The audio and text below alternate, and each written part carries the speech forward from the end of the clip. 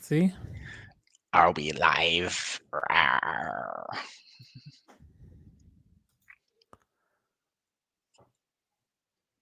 Where's she? She says she's clicking broadcast. It says live in the top left. Can anyone see us? Can everyone see us? We're good? Hey, we're there. We're there. Good morning, everyone. We made it. We made it. We figured it out. We figured it out. Thanks for being here today. Thanks for dealing with us for the first 10 minutes of figuring this out. You know, Thank you for your patience. Yeah. New platform. So it's just getting used to it and running how it is. You know, if we were doing it on Twitch, on Discord, yeah, we know those things, but we got to try something new every time. Mm-hmm. How it is. So welcome to the 2021 Illinois High School Esports Association Conference. We want to put this together for everyone to make sure that they get the most out of their esports club this year. We have a packed lineup the next 3 days. We wanted to keep it short and simple.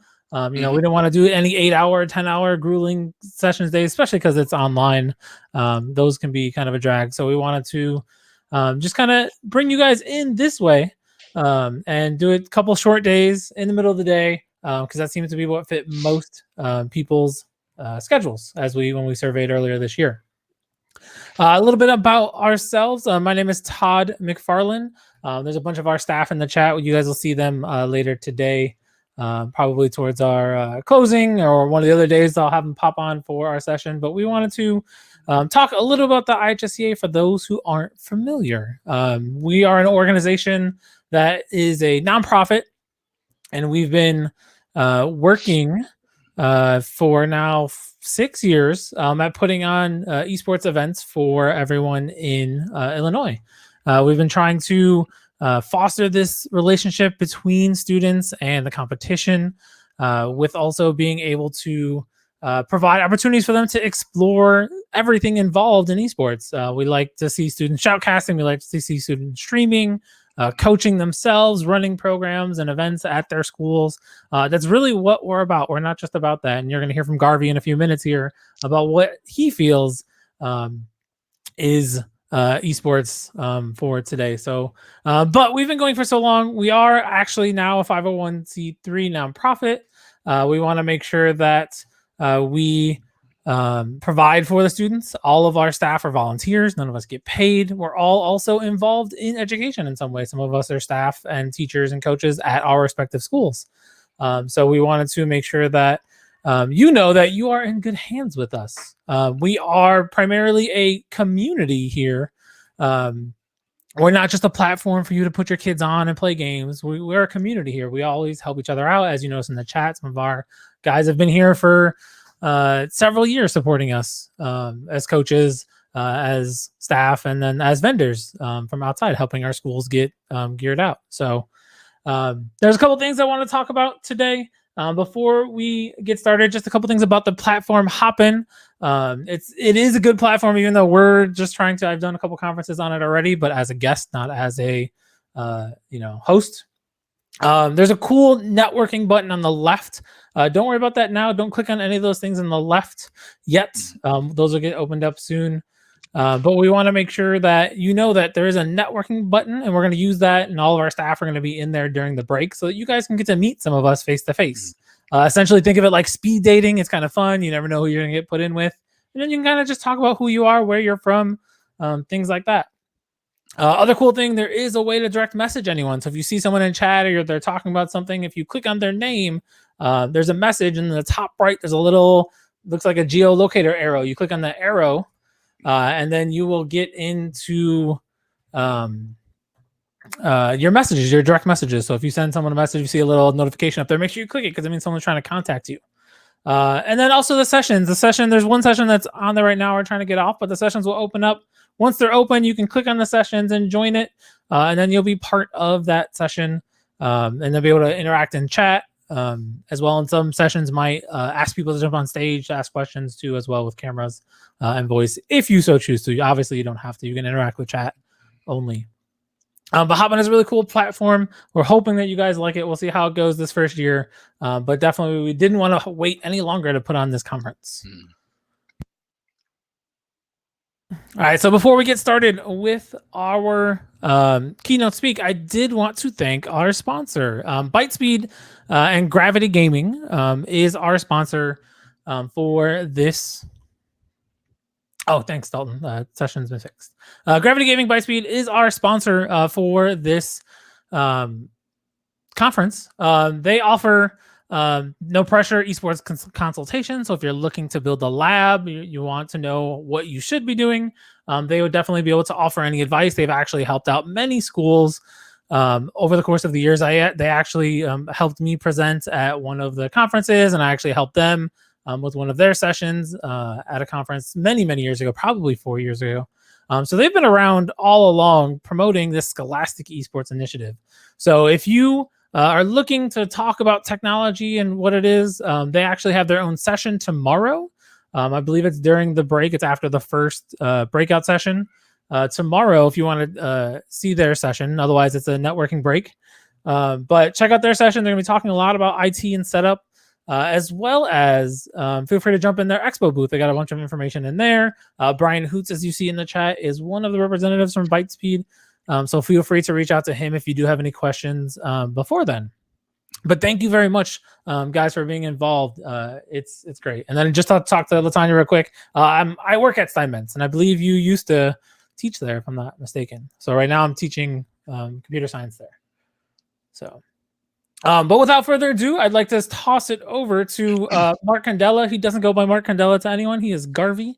He's known to many in this realm of esports. He is in charge of Twitch Student, which is the program that offers opportunities for colleges and high schools to be more active on Twitch. So without further ado, I'm going to drop off here and then toss it over to Garvey. Hi, everybody. It's my great pleasure to be here today. A little bit more of an introduction. My name is Garvey Markandeya. I'm the Director of Student Education Programs at Twitch. I founded the Twitch Student Program in early 2015, really taking a lot of learnings from Kurt and Robert Morris University as they started, and then expanded out. A little bit about the Twitch Student Program. It's a global program. I'm currently right now in Alicante, Spain, in my partner's office here. And we work with 18 countries in Europe with high schools and universities.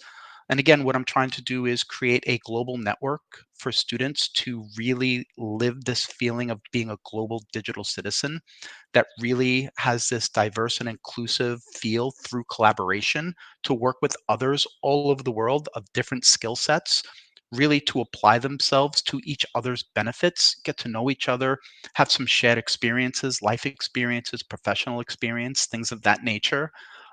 We built the program to be modular, to make sure that to be sure that we're cognizant that every educator, every student, every city, state, and country has very unique circumstances. We didn't want to put anybody in a box, so we have a program called the 3Cs, and that's community, competition, and career. And it's really meant to make sure that programs that are created are of benefit to the entirety of a student body instead of small sections. And we'll discuss that, of course, a little bit later. But it's really, again, my great pleasure to not only be in this conference, but to be in service of educators and to be in service of students, and really to be in service of anybody that wants to see young people have more opportunity in a more appropriate fashion in a brand new industry. And as an option, because of course, all of these skills are very valuable and transferable digital media skills, and we'll talk a little bit about that later. But again, we're not trying to put anybody in a box. All we're trying to do is find a very creative, engaging way for students to feel part of something bigger than themselves, expand their networks, learn these great, valuable, and transferable skills, and really feel good about themselves. So I'd like to start off by talking about what does esports mean for education? How is it applied? What does it mean?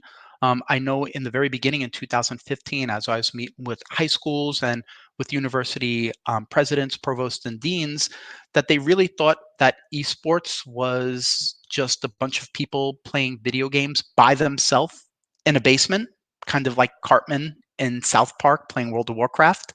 I won't get into that specific example because it's quite graphic. Um, but what does it really mean?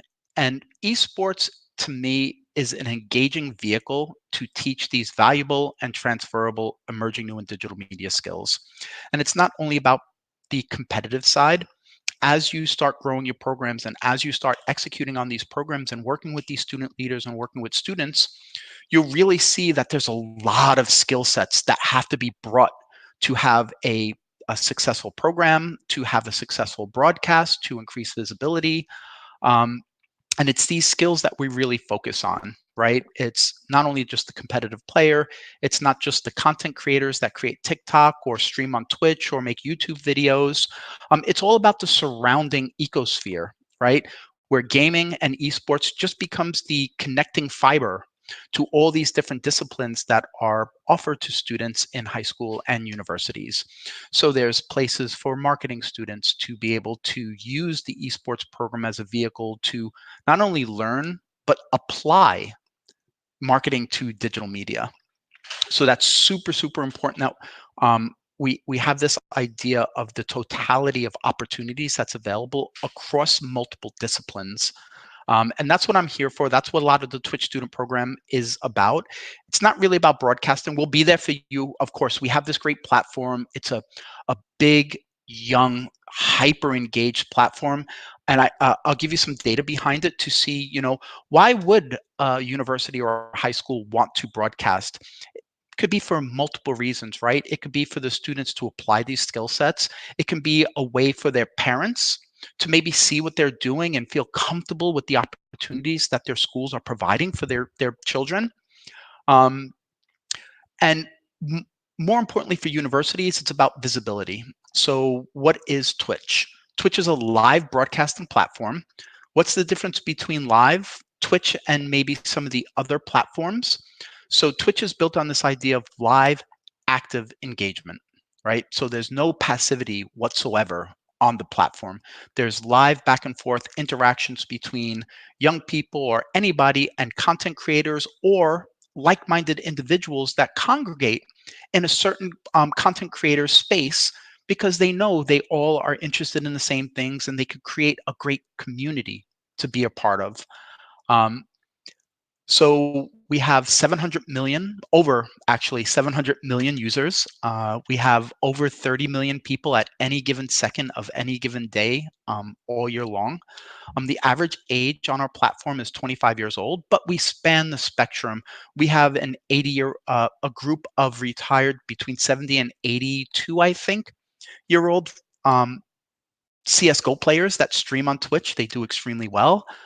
We've had upwards of 15 and 16 years old with their parents and with educators learning the system and doing very well on the platform, talking about their hopes and their dreams and showing the skill sets that they're learning, whether it's the competitive side, whether it's the creative side, whether it's the narrative side. Um, and this is a distinct evolution of digital media. So we all know YouTube, and Twitch thinks that there is absolutely a very, very valuable component to YouTube. But we have to look at the different classifications of platforms that are available for your students to experiment on and learn all the tools, products, and services that are available across a spectrum of platforms to create an overarching storyline and to put different pieces of their story in different ways to be available for more people. So, curated content, video on demand, it's great. It's amazing, right? So we went from television where we had to depend on others thinking about what we want to watch, when we want to watch it, to YouTube coming out and you watch the content you want to watch when you want to watch it. Immense value, but it's still a passive experience. You sit and you consume content.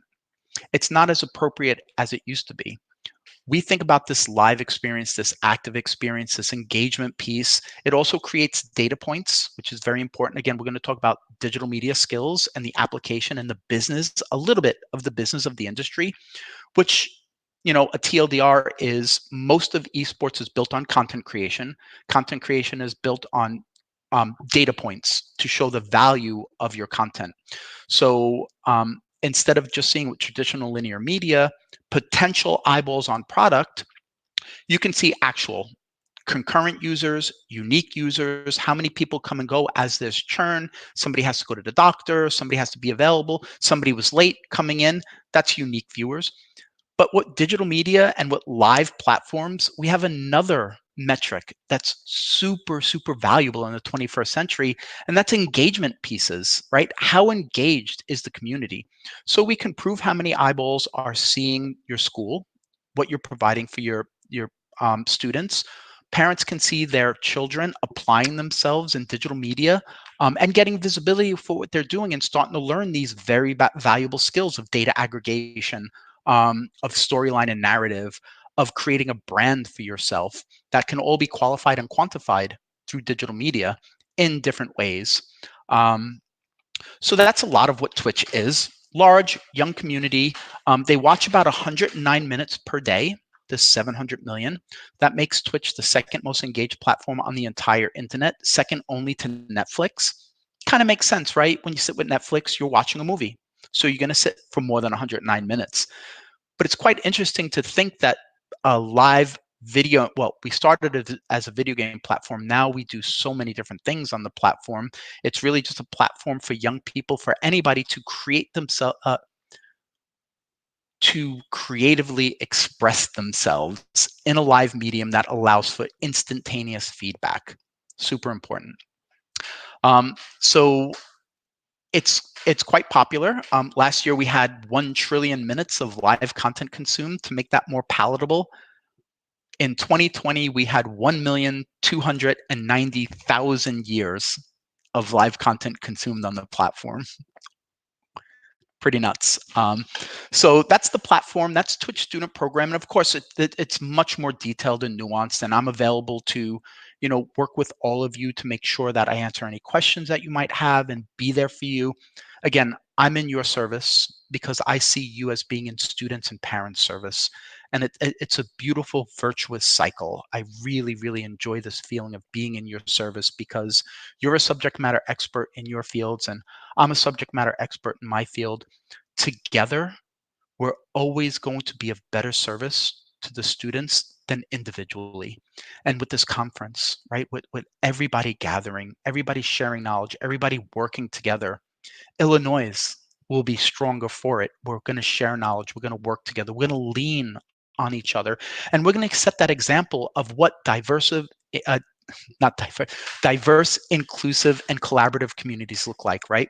We will lead by example. We will work with each other, and we'll show that you can always do more working with people with varied skill sets, with varied ideas, but everybody believes in the same vision, that there is some opportunity in content creation, in esports, in um, digital media production, and curated content. I can go on for the entire keynote with all the different options that's available, but we're working together. That's the most important part. We can set that inspiration for students to see how we can all work together and they can work together.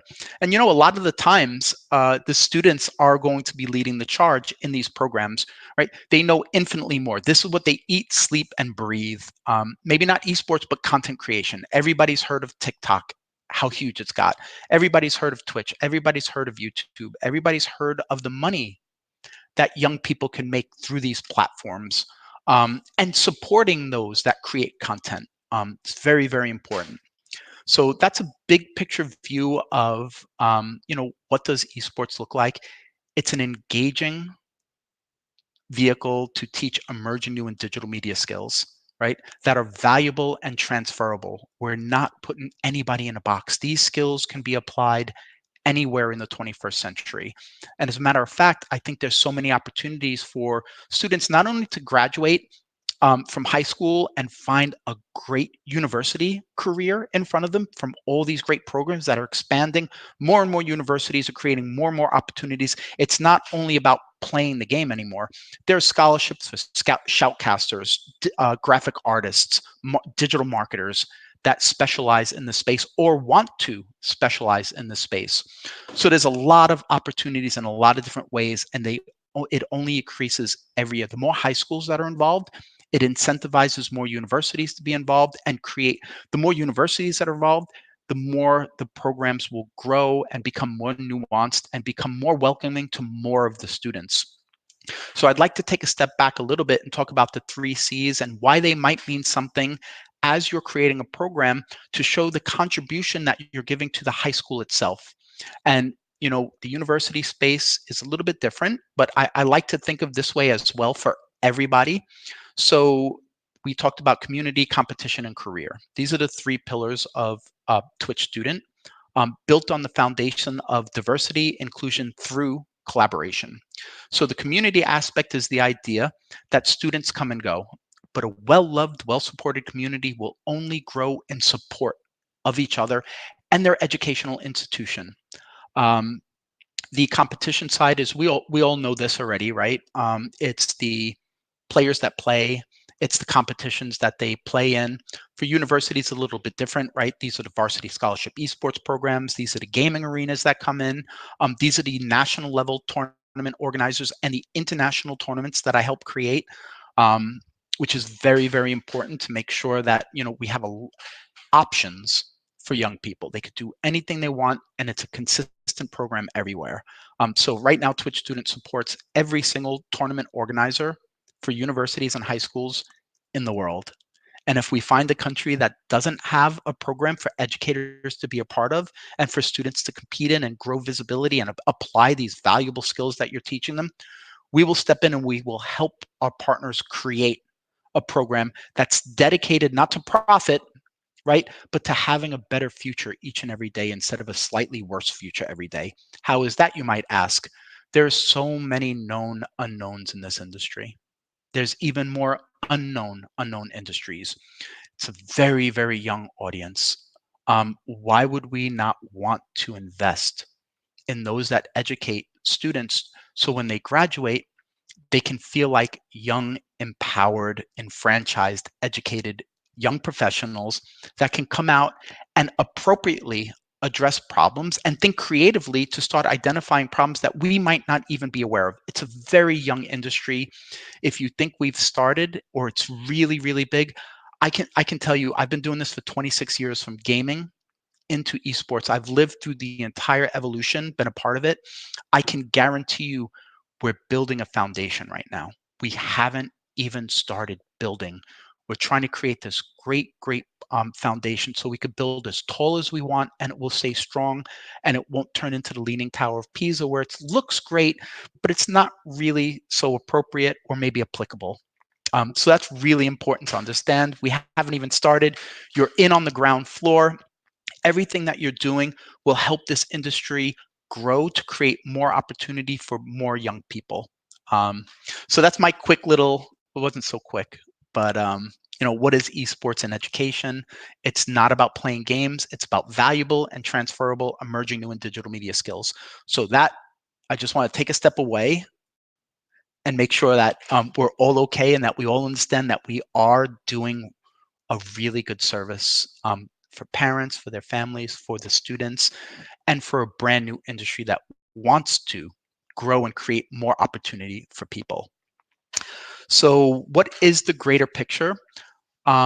So, what's some of the hopes and dreams for programs like this? Why do we create international programs? We're trying to create this idea of global digital citizenship, right? The internet is everywhere in the world.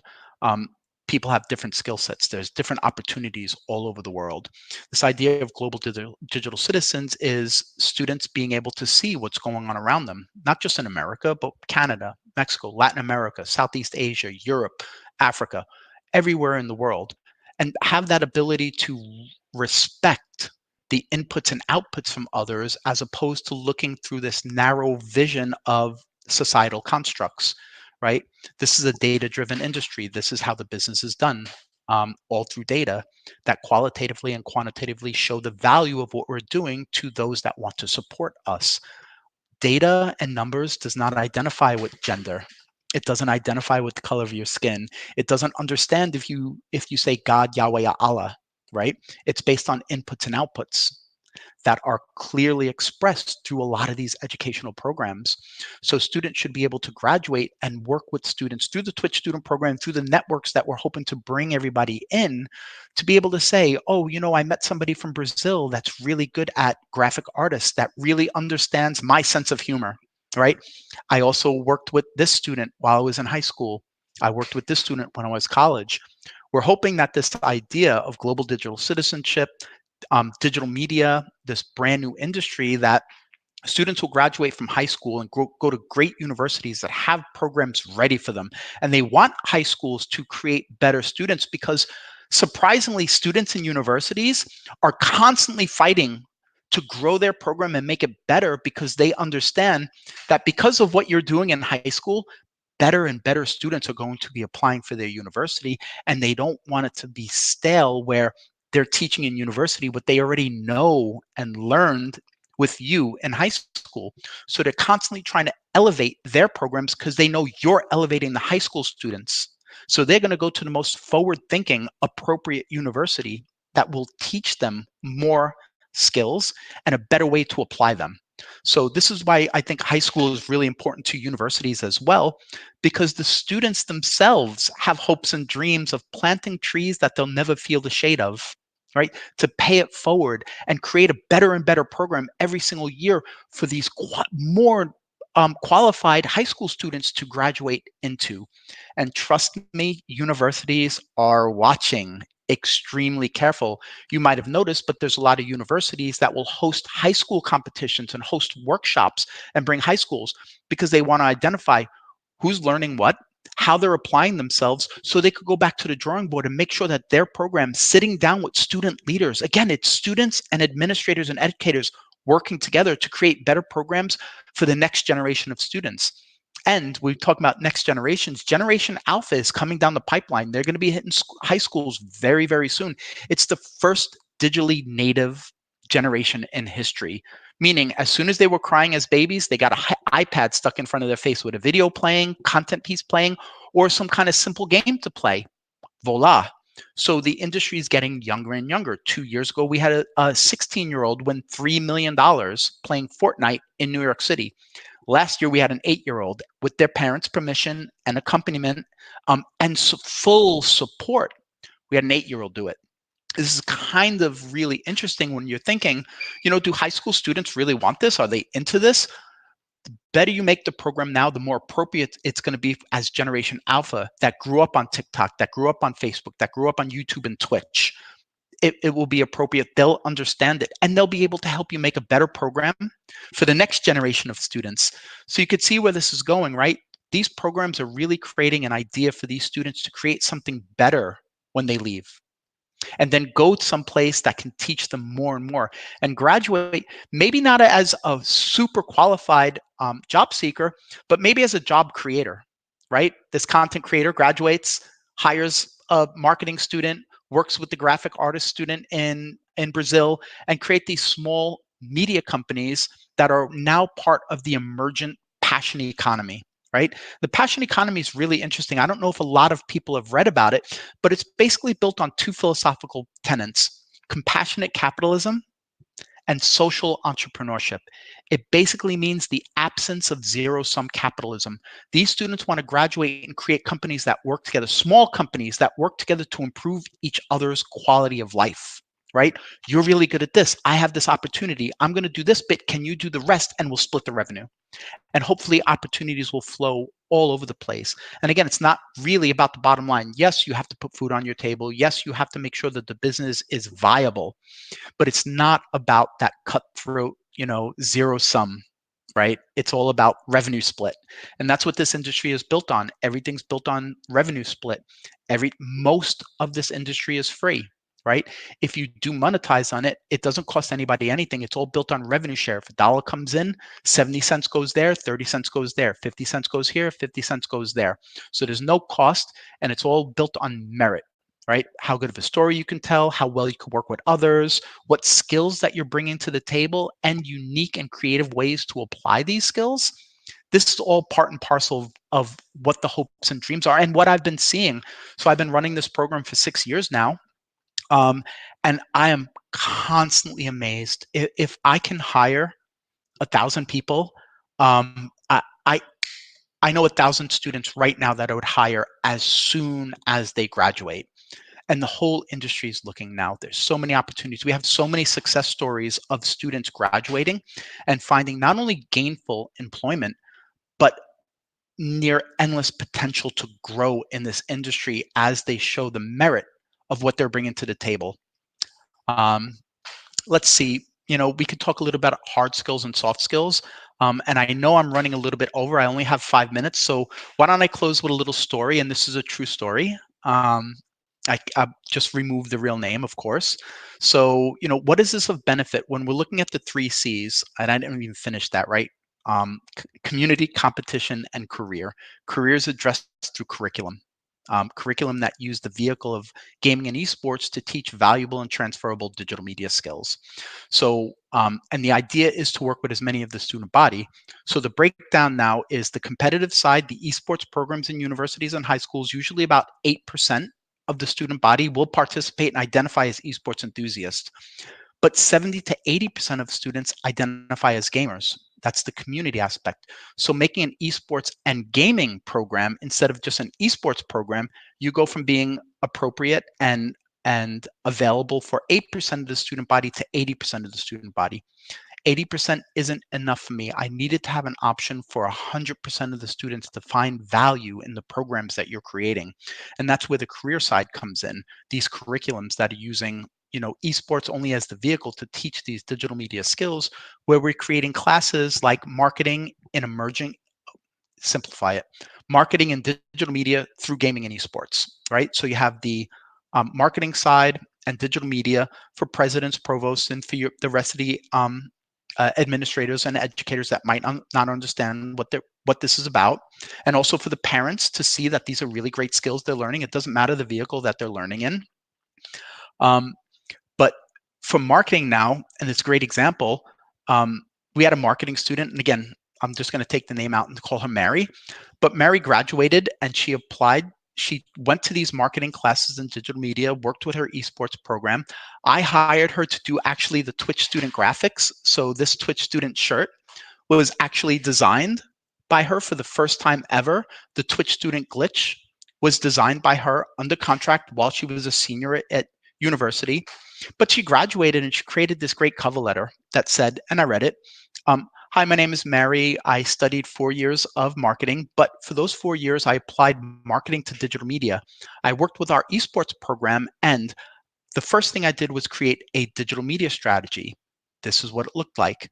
In addition to that, I worked with students from the business department, the art department, the esports program, and faculty and educators to create a high gloss marketing deck to present to our alumni association, um, to show them what we're doing, or for potential external support for our program so we could grow our program and be of more service to our students.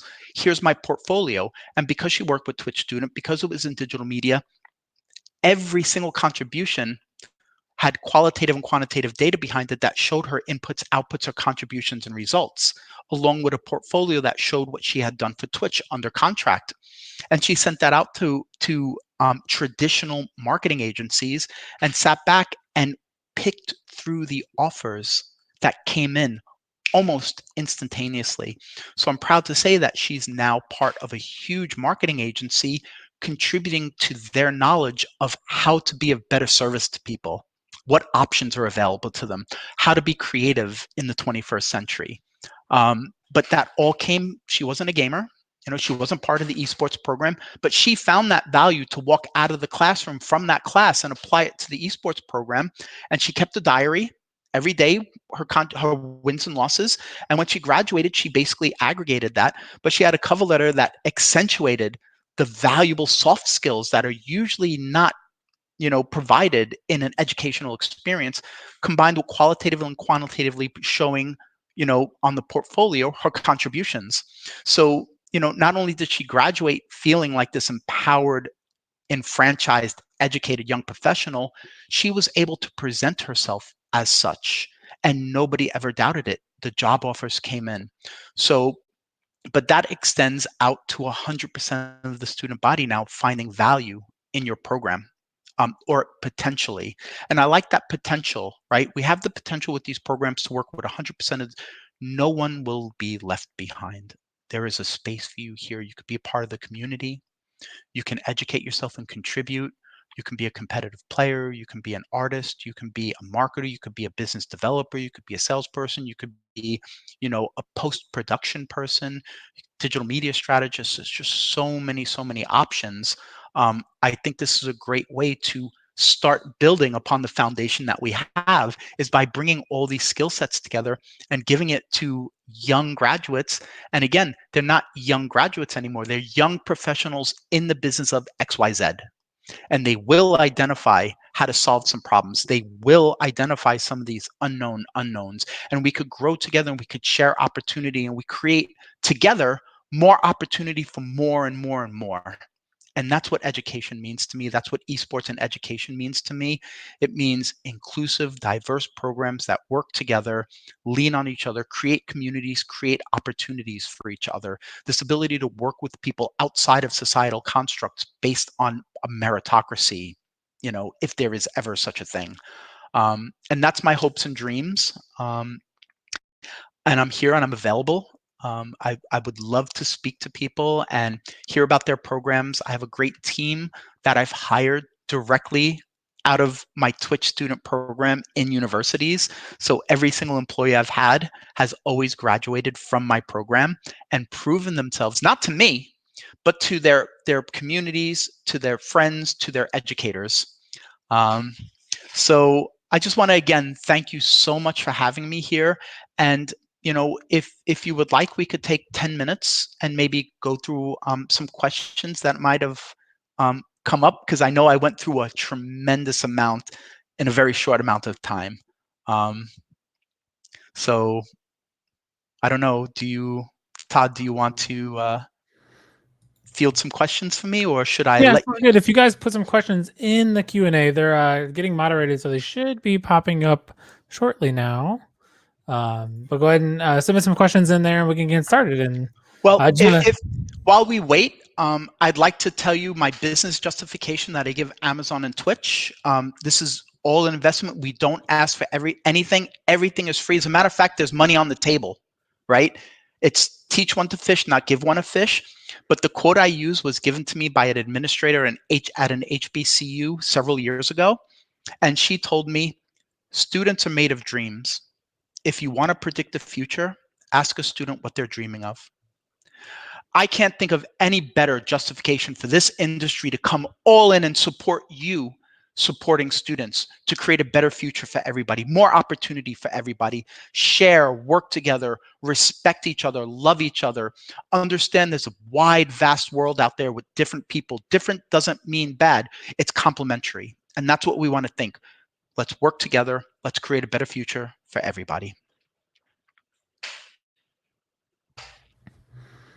awesome. Yeah, that's exactly a lot of the stuff that we strive for with IHSEA, is just getting this whole ecosystem and kids involved. So we definitely are excited to. Identifying it first. Yeah. And then figuring out and working with the students, right? Because by and large, I will let you know, your students are going to know exponentially more about digital media and esports and gaming and all this stuff than you do, but you have structure, you have discipline, and you have applicable skills that you could contribute to their knowledge base. So it's really a handshake right now with these programs. And can you think of a better way to empower students than to make them feel like they're contributing to a program and you're building it together? It's a really beautiful thought. Yeah, no, I agree. We just have a couple questions come in. So first one is, could you discuss the best ways for a school to become affiliated or partnered with Twitch to best serve their programs? Absolutely. So the IHSEA are already a full partner of Twitch. They've been given full access to my program. So based on the association's recommendations on what schools are ready, all we need to do is have a 30-minute call for my team to hear about what your hopes and dreams are, to make sure that you understand what a content plan is. There's certain stipulations on Twitch. Part of the Twitch student program is we offer a full partnership for a school, an official school channel on Twitch. That doesn't sound like a lot, but we have over 7 million broadcasters on the platform. We don't even have 38,000 full partners. So it's less than, it's almost a half a percentage point or slightly higher than that. So that's the first thing that we can offer. And that just opens up the door. So it doesn't mean much, but that verified check mark showing you that you're a partner on Twitch through IHSEA, that's a signal to the industry that Twitch has identified people that are doing really cool things. It's professional, it's sustainable, and it's long term, and it's of benefit to not only themselves, but to others. And that's what that partnership means. So it's a signal to the rest of the industry saying, you should probably have a conversation with them and see what they're up about and see if you could be a part of it. So, and of course, Todd would be able to make the appropriate introductions. We already have a plan. We didn't go through the specifics, but we have something called team pages that Todd has access to, which is basically an aggregated landing place on Twitch of multiple channels that represent something larger than themselves. So we'll start with one of those team pages for your association. We can add the individual high school channels, and then as everybody agrees, I can take each channel, fully partner them, and create a team page for them as well, so they have that can represent their high school as a whole. So now you have the opportunity to not just have one channel that does just esports. If the kids in the drama club want to do Shakespeare in the Park, if they want to do poetry slams, if they want to do any kind of activities that they want to share with others, you now have the opportunity to create other channels that's specific to that vision. So you're not diluting from your brand. You have an esports channel, then you can have a theater channel. Maybe you have some students that the parents agreed might be great to educate them on how to broadcast, what opportunities there, how do they use that data, right? Then you could add individual students onto the team page, and they're all representing the high school. The high school is on the association team page, and it's this great funnel of visibility and support for each other. It's very easy to see who's a part of the association, and then it's very easy to see what's going on at each individual university, from their official programming to what their students are doing to what other academics are doing. It has a home, a single landing page, aggregated, safe place, right? The official school, the school actually controls second to second who is on that team page and who is not on that team page. So in the university space, they have team pages, sometimes with 50 or 60 students on there, that's learning branding and learning how to represent themselves and represent something larger than themselves in a high quality manner. Of course, there's a terms of service there. You have to maintain a certain GPA. You have to come to class every day. You have to mind your P's and Q's. You have to understand and always remember that everything that comes out of your mouth is also representing our university or a high school. So if a student walks outside of that terms of service, in 1 second, you remove them from the team page. And now they lose all that benefit. They lose all that portfolio and cover letter story that can help them get a leg up on competition. Yeah, that's great. And I think that's really important for everyone to understand, is that it's not that hard to do as a school level. We actually have a session set up on Thursday that's labeled Twitch. So if you're really interested in how to get this all set up, we have a whole 50-minute session, 45-minute session with Jimmy, who is one of Garvey's employees, who's going to go over a lot of stuff and be able to answer your questions more in depth about how to do that. His job is exclusive for this purpose. His actual title is Scholastic Partnership Manager. So we've created that title and that position just to be of service to you. And he's extremely knowledgeable. He came from the student space, which he'll introduce himself, but he created the University of Houston's esports program. Twitch students supported him in 2015. We met for the first time in person in the first ever DreamHack in Texas. He graduated, applied to a job on his own at Twitch, and worked for 3 years at customer experience, which is our customer support. So he knows the platform better than anybody else. He knows how to solve problems, and he knows how to get you all set up as you might wish. There's another question in here, and this might be something that you can help. How do you deal with IT that does not want to open up Twitch for you to use? So that's really interesting, right? We have to make sure that we work within the boundaries that we're given. And if the if the senior faculty is telling the IT department not to do it, then we have to work with what we have, and we just have to explain to them. So it might be as simple as asking me if I could jump in a call with you and the senior faculty so I could explain what this really is, and it's not video games.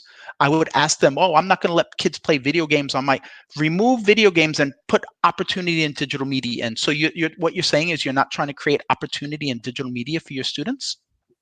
I have all the qualitative and quantitative data that shows the efficacy of STEM enrollment, right? And the decrease in attrition. Last 2 years ago was the first time in 30 years that America has had a STEM enrollment increase, and it wasn't 0.1%. It was almost 2.5 full percentage points. That's amazing. And there was a decrease in attrition. You know, in 2015, when I started the program, the United States government had identified that we will be several million jobs short for our tech industry. And Twitch lived it.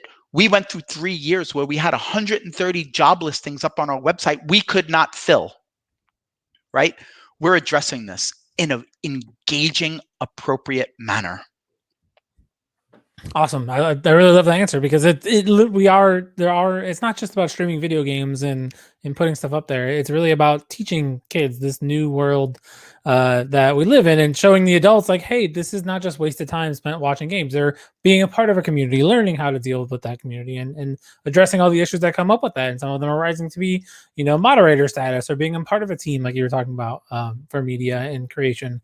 And that's really offering them, how can we help them get set up for the future any better than having them do it right now? So you're meeting them where they are. Yeah. This is where they are. They're on Twitch, they're on TikTok, they're playing video games. Let's show them a path to apply themselves with passion and vigor in an educated way to grow themselves as young professionals. Yeah. We have another couple questions on here. One suggestion for getting started financially, especially teacher preparation, then getting students involved. As Garver was talking about, Twitch is a way to possibly finance some of the stuff. You're not going to be able to buy a whole lab on Twitch stuff, but it enables you to keep up on some of the upkeep through things like Amazon Prime and Twitch Prime.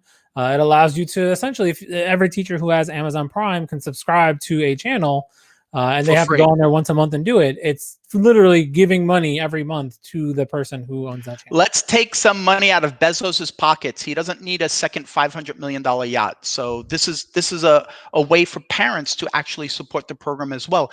It's a way for supporters to support your program financially at no cost to anybody but Twitch and Amazon. But again, it's teach one to fish, not give one a fish. That's very much the Twitch student motto. I don't want to grow a dependence. I don't want you to ever be dependent on Twitch. I don't want you to ever be dependent on anybody. I want you to have options to work with people that's going to be in the best service to you. Yeah, and I think that definitely, if you're more interested in what it would take to start esports, definitely check out some of our other sessions. We have a beginner session, essentially why esports, that will be able to explain some of that. And also check out with our sponsor, Bytespeed. Like I said, they have free consultations. So if you want to know what you would need to get started, it's really not that much. I mean, most of the kids have these games at home. You can get by with very minimal with kids bringing in stuff, or even at the beginning of starting esports. It's more about just getting them started and exposed to this new atmosphere that they might not be used to having at school. And if you don't have the resources, right, you can broadcast live to Twitch from your phone. It's called IRL streaming, in real life streaming, and it doesn't have to be esports. We have a lot of universities that are doing dance recitals. We had University of Utah last year. The students built their entire campus in Minecraft, made everybody an avatar, and they broadcast their commencement ceremony in Minecraft on Twitch to over 100,000 people that were interested in this. But it doesn't, we have cooking shows. If your students are into cooking, all you need is your phone and an internet, and you could stream live cooking shows, Shakespeare in the Park. The esports, playing esports by and large necessitates high-end PCs. Those can be quite expensive, and you need at least 10. And if you want to think about the idea of gaming and esports programs to be of service to not only the competitive side, but the community side, potentially even the curriculum side with a research lab, I always recommend having more than enough PCs for students to come from the community, the esports side, and the curriculum side. Hopefully there'll be somebody sitting next to somebody streaming for your high school, and she can lean over and say, hey, you're not doing anything on Twitter, you're not doing anything on LinkedIn, you're not doing anything on TikTok. Why don't the two of us have a little conversation? I'll put a total media package together, and if you want, I could get it started for you. And that's that idea of bringing people together and being inclusive, right? Esports is quite exclusive, right? Esports and gaming is much more inclusive, but now we're bringing in students that have skill sets. They don't even have to be gamers. This is inclusion. No gender, no barriers, right? People working together based on inputs and outputs. Yeah, and I think that's exactly what we're striving for, especially with IHSEA this year, making a big plug for everyone to know that your clubs should be inclusive. You should be including all the three different tiers of esports with the competition, the curriculum, and the community. Like it's not just a one, oh, I only have a team. You need to foster those other things in order to make it look better to your administration. And, when you have 300 kids coming to your club in some form or fashion, you might have 50 competing, but then you have all of the community and all of the curriculum kids in there, and then you can really show them what that is doing for you, and show them what the future could be. So it's also valuable to always remember that every educational institution in some way, shape, or form is a business entity, right?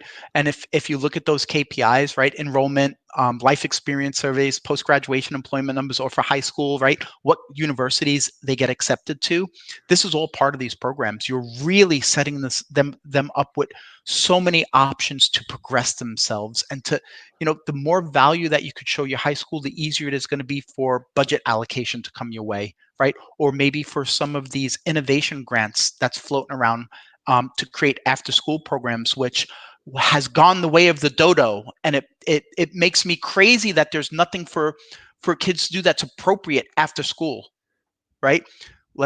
There's no reason that we can't make the argument that this is not only an after school program, but it's great for society, and it's great for industry, and it's great for our tech industry. Yeah, 100%. And that's the message that we've been touting now for 5 years, and I'm so happy that it's starting to get a lot more traction in these last 2 years. We've really seen a lot of people kick off with curriculum and with developing their community, not just having the 5 kids that are good at League of Legends, have them come on and be your esports team. It's so much more than that. And watching the kids love, what I always tell is, like, you can go and do anything you want to do in life, but if you enjoy working for that company or being part of that community, and you're doing something to make money at it, to go be an accountant at an esports place or at a gaming place or a technology place, like, just do something that you like, but at a place you love, is almost better than doing something that you love at a place you don't like. So I always try to say, And because they're learning the right way, part of what they're learning in high schools and universities is having an off switch. There's a dark side of when you do what you love, you never work a day in your life. The dark side of that is it's extremely difficult to have a work-life balance and to have that off switch. The structure that you're providing, the education that you're providing, the mental health that you're supplying, the direction will all help them be young professionals in the business of, instead of hobbyists grinding until they pass out and they burn out. Young professionals that you're creating and nurturing will never have these legal problems of DMCAs, the burnouts of not having a work-life balance. This is the value that you're providing to not only students, but to society. awesome. Yeah, thank you. Hmm. I looking through the chat, I do not see too many more questions. Someone did ask about recorded sessions. We're hoping to have them all recorded so that people can get them later. So that is still to be determined how we'll get them out to you. Probably come in the next couple weeks. But yeah, we're hoping to have all of them out, because that's why we put this on, so we have all these reference points for everyone, because we get asked these questions almost every day. So, during the school year, I get 5 questions, 5 emails from 5 different schools about esports and how to do it. So we're hoping to get it all done. So I just wanted to clarify that. But there's no right and wrong way to do it. Do it based on your circumstances, right? Do it within your means. Never want to work with something you don't have. Work with what you have and then grow it slowly. Trust me, the students will come, and with the students coming, more support will come from the parents first, and then from the high school, and then from the universities, and then from the industry. Yeah, that sounds great. So thank you for spending the time with us today, Garvey. If everyone wants to tell him thank you in the chat. If you want to see him, Garvey, if you want to link your Twitter in the chat. Oh, sure. In the stage chat, they can see it there. And then that's, one of the ways to follow what's going on with Twitch students. Yeah, can anybody guess where I'm from by my Twitter handle? I'm based in Seattle right now. I work out of Amazon headquarters. I'm bringing Amazon more and more into seeing. Right now, I'm with my partner in Alicante, Spain, and we work with 18 countries. Amazon sees the value of what we're doing in creating a better society, better technical skills, more visibility into what's going on in universities, and they're fully supportive. And now we're going to bring it to everywhere in the world. And now we have some support behind us. Yeah, so we appreciate you coming out and spending the time with us all the way from Spain on the other side of the world, where it's definitely not a normal time. Well, I really, really do appreciate you having me and being willing to hear about my crazy life and the crazy things that I want to do. But really, at the end of the day, I want to be of service to you. We have these great tools. We have these great opportunities. It won't cost you any money. As a matter of fact, as Todd said, there's money on the table that doesn't cost anybody anything. And through the association, I hope to be of as much service. We've already got a little plan, so we're not flailing about in the dark anymore, right? Me and Todd have taken the time to make sure that the association is well taken care of in a place where they don't have to worry about the association. They can now worry about the individual members and help elevate everybody and create a home for everybody. Yeah, that sounds great. With the last, we have about 10 minutes left of this opening session. I just want to go over some of the other sessions going on today, in case you're interested. We do have a packed schedule, although it's not as packed as tomorrow.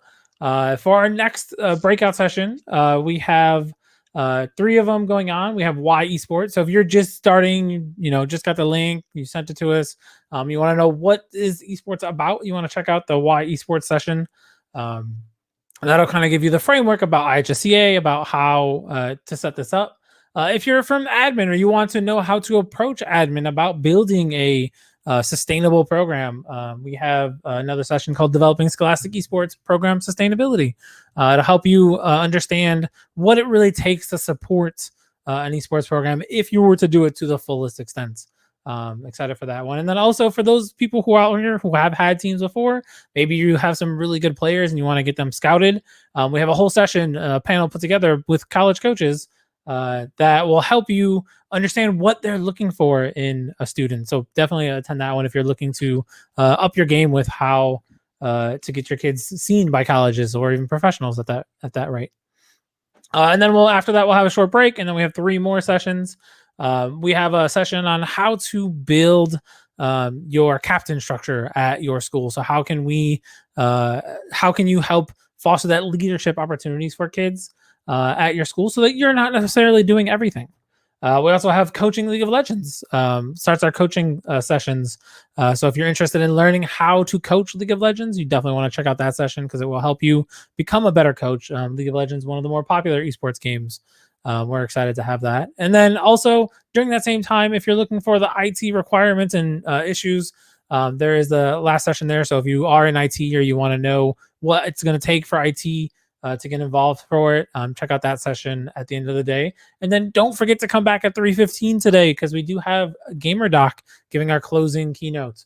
Today, going to be talking about diversity, inclusion, gender diversity with our clubs as well as everyone. That's one of our main goals, was to put as many diversity sessions in here. I believe there's 4 or 5 throughout the course of our schedule. So we are super excited to have you guys all here with us today. Remember, use that networking tab on the left. Essentially, it's speed dating. Get to know some of the other people here. There's 59 of us, which is great to have for this opening session. And, good to see you guys all here supporting esports in Illinois.